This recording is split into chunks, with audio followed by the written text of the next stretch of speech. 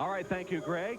And as we approach the first women's semifinal in the 100 meters, we're told the temperature on the track 112 degrees. You're looking at Gail Devers, the defending Olympic 100 champion. Haven't heard much from her the last couple of years. She'll be hoping to make a statement in this semifinal heat.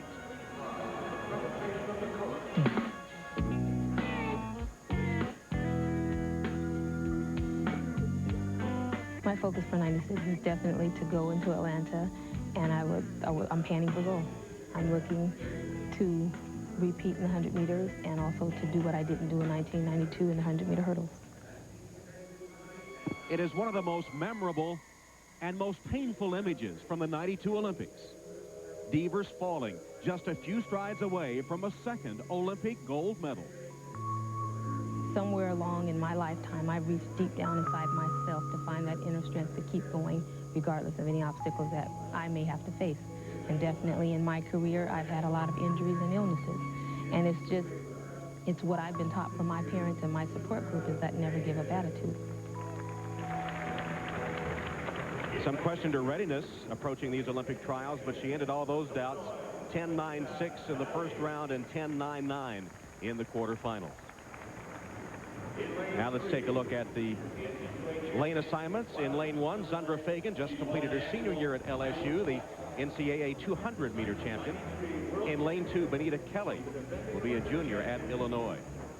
In lane 3 is Gail Devers. The movie of her life debuts on Showtime this weekend. The story of her overcoming Graves' disease to win that 92 Olympic 100. Of course, she hopes the story doesn't end there. In lane 4 is Carlette Guidry, now 27 years old. She won 12 NCAA titles at Texas. A 92 Olympian, she won gold in the 4x100 relay. In lane 5, Deandre Hill, the young challenger. She's 23 years old. She won her second NCAA 100 back on June 1st. She's from Cincinnati, competes for LSU. In lane 6 is Danette Young, like Gwen Torrance from nearby Lithonia, Georgia. She's 31 years old, a relay gold medalist in Seoul. In lane 7 is Aspen Burkett, another rising Illinois junior. And completing the field in lane 8 is Sheila Echols, 31 years old, a relay gold medalist in '88. And Sheila Echols, a two-time Olympian in the long jump. She is an LSU grad. And if you're looking for a third person in this particular race, Deandre Hill ran personal records in both races yesterday, dropping under 11 seconds for the first time. I'll tell you, if you're looking for someone else to be in Atlanta later this summer, this woman might be there. Tom, you mentioned the movie that makes its debut this weekend, Run for the Dream, the Gail Devers story. Lou Gossett Jr. in attendance yesterday, got a bigger hand than many of the athletes, and I got to think that Gwen Torrance, Gail Devers' main opponent, won't be tuning in for that Gail Devers story. Gail Devers, the admitted I Love Lucy addict, spent so much time watching those along with her many dogs. And she has proven to be back on track in the first 2 rounds, trying to continue that here in the first semifinal. The final to be later this evening here at Atlanta's Olympic Stadium.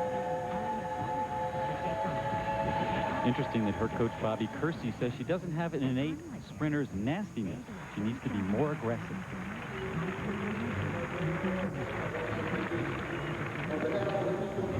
Devers in lane 3 got away pretty well. Deandre Hill is also getting ground, but Devers is in front. Deandre Hill, and as they come for the finish, Devers trying to hold on, and as they go across, she does get it with Deandre Hill there, and Deandre Hill may have just nipped her at the finish. Again, the first 4 will advance to the final later tonight, and Carol, you said Deandre Hill was a threat in this 100, and she proved it right there.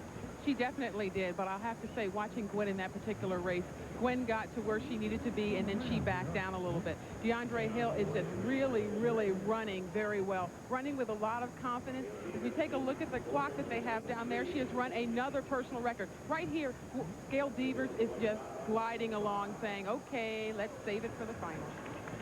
It was interesting, wasn't it? They all seemed a little nervous right after the start because there seemed to be a lot of movement right at the start. I think that threw everybody off a little bit. Gail Devers, the only one that really came out of the blocks well in the end. That gave her the early lead, and as you said, Carol, she was able to relax towards the end. Well, I have to say one thing. I think maybe some of the women thought they might bring them up, but they didn't, and they were ready to go anyway. So despite finishing second in her heat, Gail Devers on her way to the women's 100-meter finals.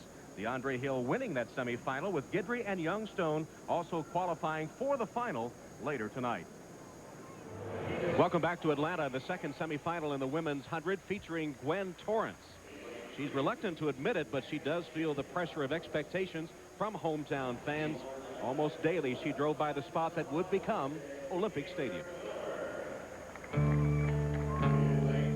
When I do have to pass by the stadium to go to another track that I train on, I turn my head because I don't want to see it. It just gives me butterflies, and it seemed like every time I pass the stadium, I could just hear people chanting, "Go Gwen, go Gwen."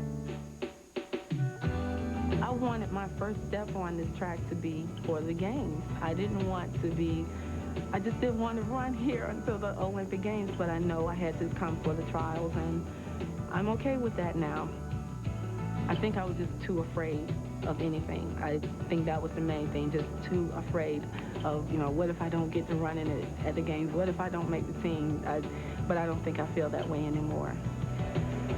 And Gwen won both her heats in the first two rounds.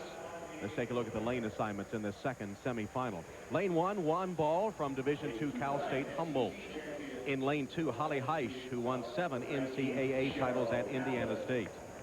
Lane 3 is Inger Miller, turned 24 on Wednesday, daughter of Lennox Miller, two-time Olympic medalist in the 100 from Jamaica. In lane 4 is Gwen Torrance. She also had a birthday on Wednesday, her 31st. Atlanta's reluctant superstar says she values the 100 title over all others. In lane 5 is Chryste Gaines, a Stanford grad who won the Pan Am 100 last year. In lane 6, Celena Mondie-Milder, originally from Milledgeville, Georgia, gold medalist in the 4x100 at the World Championships last year.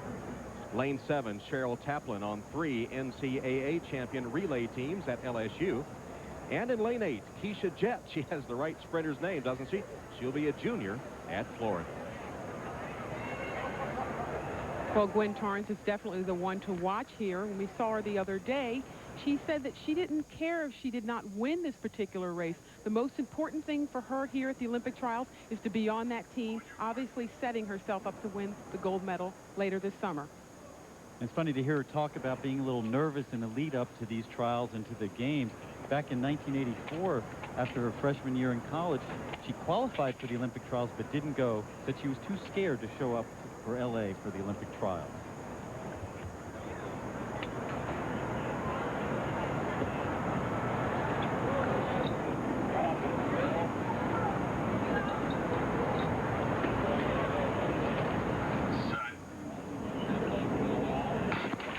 Gwen Torrance running in lane 4, got away maybe a step slow. Chryste Gaines is there. Now Torrance is making up the ground. Gwen Torrance takes the lead.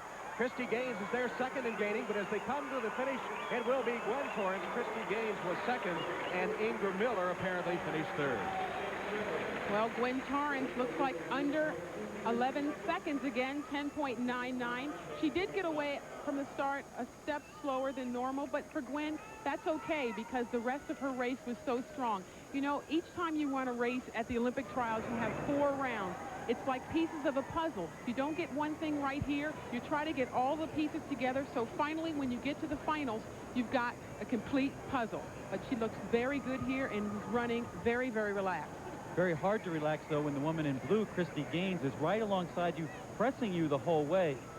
Gwen did ease up as she came to the tape, but she knows she's going to have to run all the way through the tape, run a complete race when she gets to the final later tonight. Gwen Torrance wins her semifinal heat with Gaines, Miller, and Taplin also qualifying for the finals. So the field is set for the final later tonight, headed by Gail Devers and Gwen Torrance. 3 of these women to represent the U.S. in the women's 100 meters at the Olympics this summer.